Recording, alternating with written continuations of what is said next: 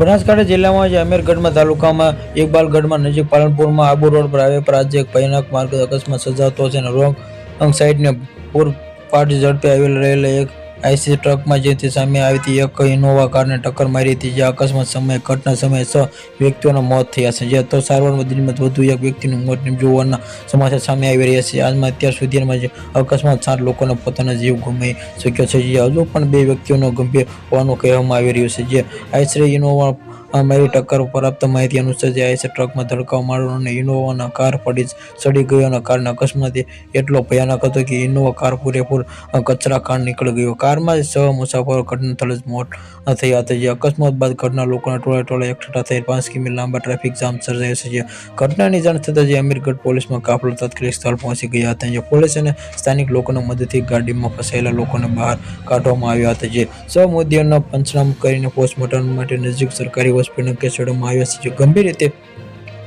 ઘાયલ 3 લોકોને તાત્કાલિક સારવાર અર્થે હોસ્પિટલ દાખલ કરવામાં આવ્યા છે, જેથી તેમની હાલત નાજુક હોવાનું જાણવામાં આવ્યું છે. ટ્રક ચાલક વિરુદ્ધમાં નોંધાયેલો ગુનો અમીરગઢ પોલીસમાં મામલે ગુનો નોંધીને ટ્રક ચાલક વિરુદ્ધ કાયદેસર કાર્યવાહી હાથ ધરી છે. પ્રાથમિક તપાસમાં ટ્રક ચાલકની ગંભીર બેદરકારીને રોંગ સાઈડમાં ડ્રાઇવિંગને અકસ્માતનું મુખ્ય કારણ માનવામાં આવી રહ્યું છે. જ્યાં પોલીસમાં ટ્રકને કબજે કરી લીધો છે, વધુ તપાસ ચાલુ રાખી છે, જેમાંથી આ દુર્ઘટનામાં એક વખત ફરી હાઈવે પર ઝડપ અને ટ્રાફિક નિયમોના પાલન વિશે ગંભીર પ્રશ્નો ઊભા કર્યા છે. Subscribe my channel, like, share.